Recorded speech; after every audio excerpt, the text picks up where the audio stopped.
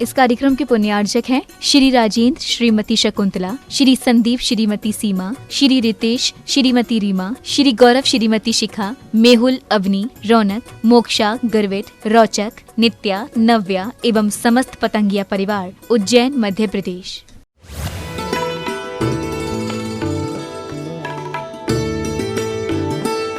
अंतिम निर्देश।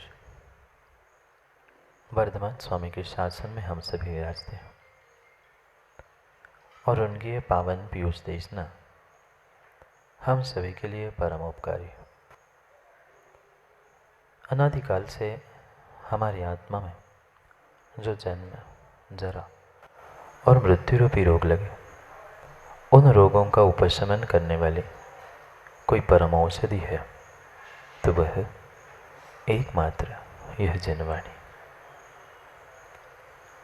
भव्यात्मा अनेक स्थानों को प्राप्त करते करते,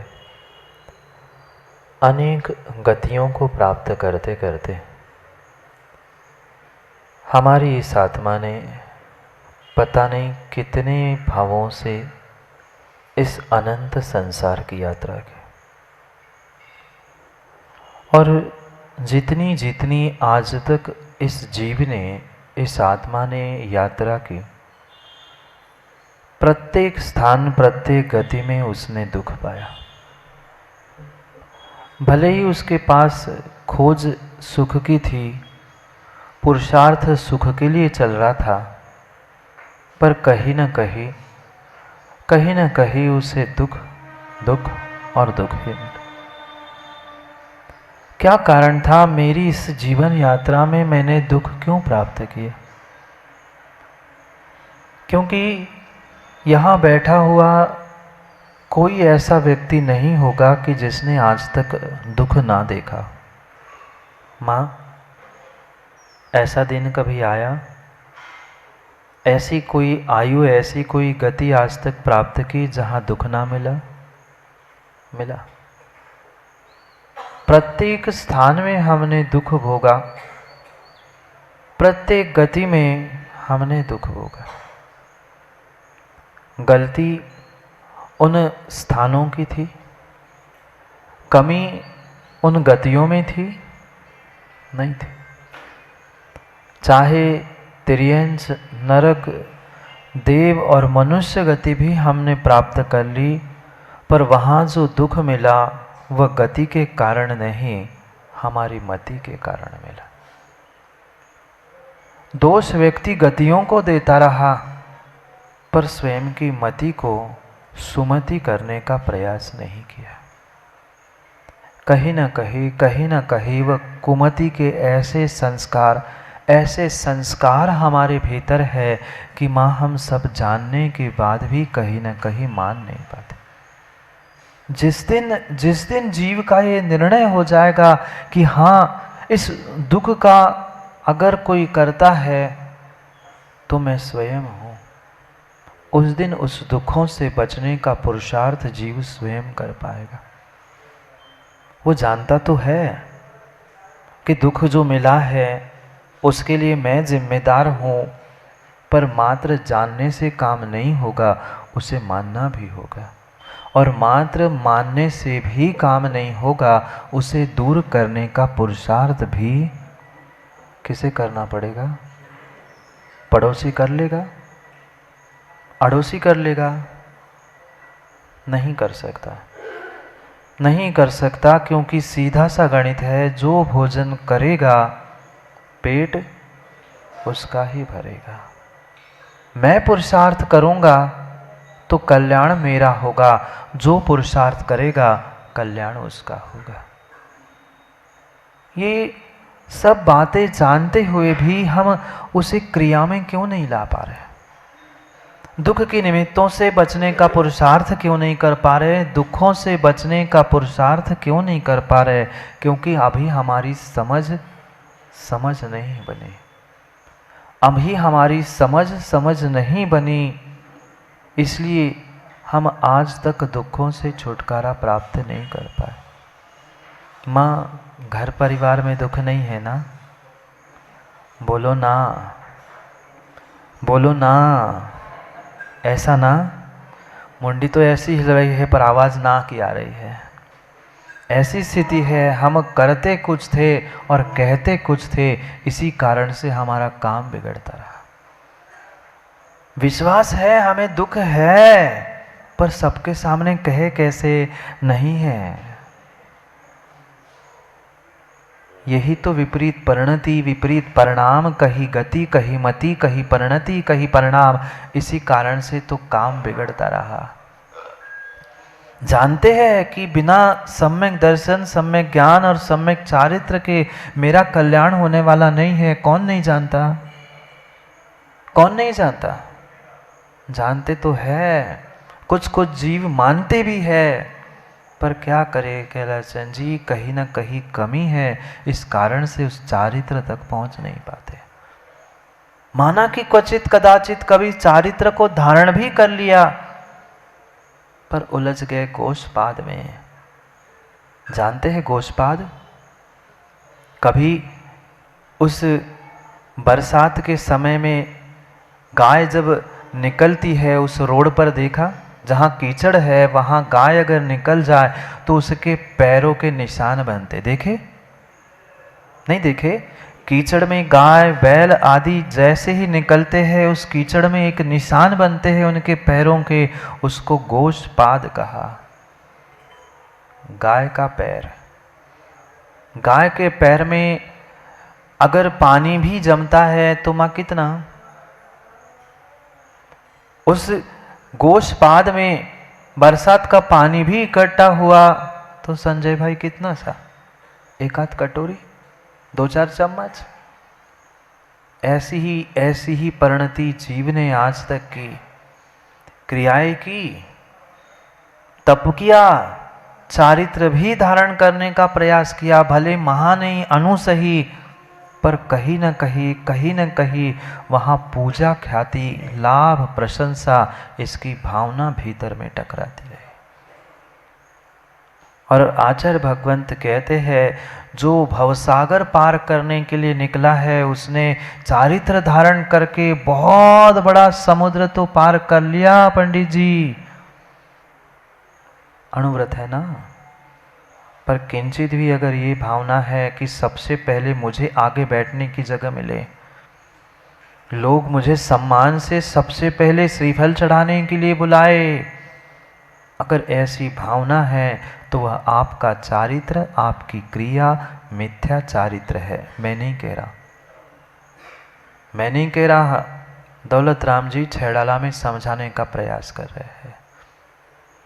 किसी प्रकार से तुमने पुरुषार्थ तो किया, अनंत संसार का पुरुषार्थ करते हुए दुख भोगते भोगते आज थोड़ी सी समझ में आई थी, पुरुषार्थ भी किया था, पर उस समुद्र से निकलकर भवसागर से तिरकर पूजा ख्याति के गोशपाद में जाके डूब गया। कहते हैं ना, चुल्लू भर पानी में डूब जाओ। कितना बड़ा गोशपाद, गाय के पैर के खूरे के निशान कितने से, इतने से, उसमें कितना सा पानी, महासागर से तो तिर निकले और जाके गोशपाद में जाके डूब गए। मेरा मान, मेरा सम्मान, मेरी प्रतिष्ठा, मेरी पूजा, मेरी ख्याति, मेरा करते करते मैंने अपने आप को, अपनी आत्मा को, अपने चारित्र को भी भुला दिया। कितने सारे व्रत, उपवास, तप आदि आपने किए होंगे, माँ किए ना? नहीं किए? रोहिणी व्रत, पर्युषण व्रत, पता नहीं कितने सारे व्रतों को प्राप्त कर लिया। ऐसे भी जीव हमने देखे 10 दिन, अभी आएगा पर्युषण, मनाएंगे ना, 10 दिन एकासन, 10 दिन उपवास करेंगे और 11वें दिन सोचेंगे कोई पारणा करने तो आ जाए, कोई पारने के दिन कम से कम फोटो ही खींचने आ जाए, मैंने 10 उपवास किए थे, कोई शाम को मेहंदी लगाने तो आ जाए, कल पारने का दिन है। डूब गए पंडित जी, डूब गए। पंडित जी नहीं, नहीं तो पंडित जी से मिलो तुम। पंडित जी कहाँ डूब गए? पंडित जी नहीं डूबे। अगर ऐसी मिथ्या भ्रांति के साथ, मिथ्या कल्पनाओं के साथ हमने क्रियाओं को किया है, चाहे अणुव्रत महाव्रत तप भी धारण किया है, तो वह सब हमारे लिए व्यर्थ है, व्यर्थ है। पहचानने की आवश्यकता है सबसे पहले कि मैं कौन हूँ। और ये तपस्या, ये चारित्र, ये ज्ञान, जो कुछ भी हमने प्राप्त कर लिया है, संजय भाई किसके लिए किया है? आज आत्मा के नाम से ही वकील साहब जीवों को चीड़ छूटती है। क्या आत्मा फात्मा लेके बैठे हो? भाई जब आत्मा का ही बोध नहीं है, मैं तपस्या किस लिए, चारित्र किस लिए, घंटों घंटों वह ग्रंथों के स्वाध्याय किस लिए?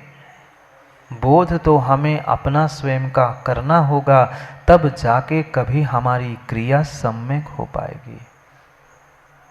क्या करे, जीव ने जितना जितना आज तक पुरुषार्थ किया, क्रिया चारित्र आदि धारण करते हुए, वह मात्र शरीर की पूजा सम्मान आदि के लिए किया। ये मत समझना चारित्र का निषेध नहीं चल रहा, पर सम्यक चारित्र को समझना है तो मिथ्या चारित्र को भी समझने की आवश्यकता है, और मिथ्या चारित्र से दूर होना है तो सम्यक चारित्र को भी समझने की आवश्यकता है। जब तक हमें बोध ही नहीं है, सम्यक बोध ही नहीं है कि मैं ये चारित्र धारण कर रहा हूं, किसके लिए कर रहा हूं? मात्र और मात्र शरीर को सताने के लिए, शरीर को सुखाने के लिए नहीं। ये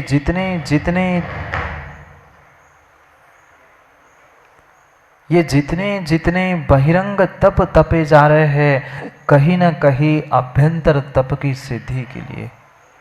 वही समंतभद्र स्वामी क्या तार्किक दृष्टांतों के साथ भगवान की भक्ति करते हुए समझाते हैं। बाह्यम तपा परम घोर दुष्वस्त माध्यात्मिकम कस्य। वह जो बहिरंग तप भी तपे जा रहे हैं, तो वह आंतरिक तपों की सिद्धि और आत्मा की सिद्धि के लिए है। ये भी व्यर्थ में मत कह देना, ये भी व्यर्थ में निर्मल जी मत कह देना, ये मात्र शरीर को सुखाने के लिए जड़ की क्रिया नहीं है। जड़ से होने वाली, अभ्यंतर तप तक पहुंचने वाली, आत्मा को कर्मों की निर्जरा कराने वाली ये व्यवस्था है जो हमारे पूर्वाचार्यों ने समझाई है। क्योंकि दोनों में अगर व्यवस्थित हम विषय को नहीं समझ पाए, तो करते करते करते करते वह मिथ्या मान्यता, मिथ्या कल्पनाओं के चक्कर में, माँ चारित्र धारण करने के बाद भी, घंटों घंटों के उपवास और एकासन व्रत आदि करने के बाद भी सब व्यर्थ हो जाएगा, अगर मिथ्या श्रद्धान है, मिथ्या मान्यता है तो। क्या करे, जीव अनादि से पुरुषार्थ करता आया, वामी को पीट रहा है, पर वामी को पीटने से कभी सर्प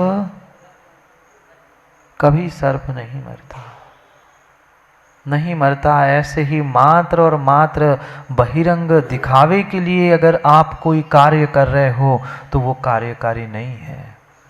माँ पूजा वगैरह तो आप करते ही होंगे ना, पूजा स्वाध्याय आदि भी करते होंगे। कितने घंटे? कम से कम 1-2 घंटे तो करते ही करते हैं। पर उसमें भी पूजा करते करते किंचित भी ये भाव आ गया कि देखो मैं कितनी अच्छी पूजा करता हूँ, कभी तो लोग मेरे लिए कह दे कि ये बहुत अच्छी पूजा करता है, गया काम से। क्रिया तो की, चारित्र तक पहुंचने का पुरुषार्थ भी किया, भगवान की, गुरु की, सबकी भक्ति की, पर कहीं ना कहीं प्रशंसा की, ख्याति की, लाभ की, प्रतिष्ठा की भावना भीतर थी, इसलिए सचिन तुमने किया हुआ सब कार्य व्यर्थ हो गया। घोषपाद में जाकर प्रशंसा के पीछे डूब गए। आज व्यक्ति प्रत्येक कार्य करता है और प्रत्येक कार्य के पीछे कहीं ना कहीं उसे प्रशंसा चाहिए। कहीं ना कहीं उसे प्रशंसा चाहिए। 2-4 दिन प्रशंसा करने वाले नहीं मिले या 2-4 दिन कोई किसी ने प्रशंसा नहीं की तो वो मंदिर भी आना भूल जाता है, अच्छे कार्य करना भी भूल जाता है। इसलिए भूल गया कि उसने आज तक सम्यक निर्णय भीतर किया ही नहीं था। उसके पास सम्यक निर्णय था ही नहीं कि मैं ये कार्य कर रहा हूँ, पुरुषार्थ कर रहा हूँ, मेहनत कर रहा हूँ, किसके लिए कर रहा हूँ। कभी विचार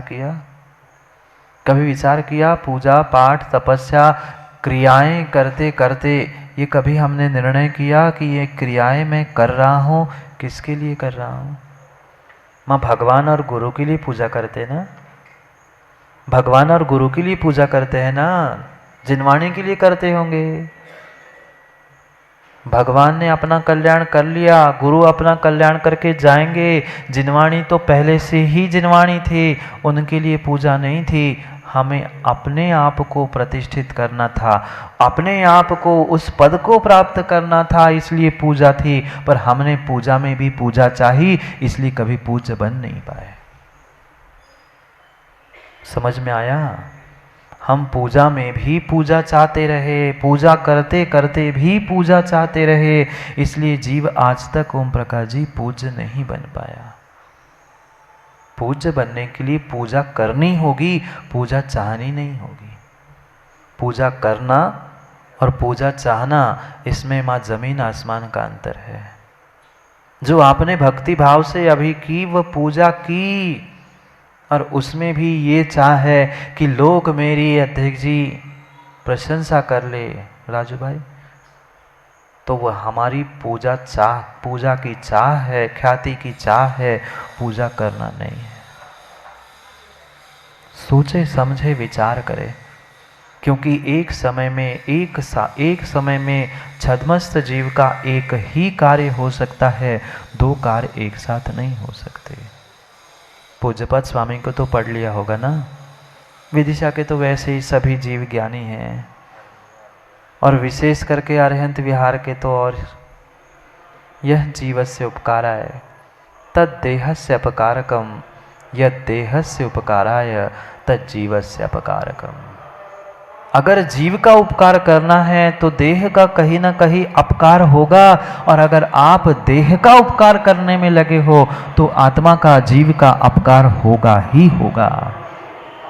निर्णय हमारे हाथ में है, निर्णय मेरे पास में है, मुझे किस समय किसका उपकार करना है। अगर हमें अपने आत्मा का उपकार करना है तो देह की दृष्टि को हटाना होगा। जब तक देह में देह की पूजा ख्याति प्रशंसा, उसकी व्यवस्था, उसके उपकारों में जीते रहेंगे, तब तक हम स्वयं अपने हाथों से अपनी आत्मा का अपकार कर रहे हैं। क्या करें? भले ही स्थान वही हो, भले ही कार्य एक सा हो, जरूरी नहीं है सबको एक समान फल मिले, नहीं है। ऐसा ही कुछ नियोग बना। एक तपस्वी, एक साधु बाबा अपने आश्रम में, अपने झोपड़ी में बहुत तपस्या करते थे। पूरे देश विदेशों में उनकी ख्याति थी। नाना प्रकार के जीव, बड़े बड़े राजा तक उनके पास पहुंचते थे। बिल्कुल उनके आश्रम के सामने ही एक बहुत बड़ा मकान था, और उस मकान में एक वेश्या रहती थी।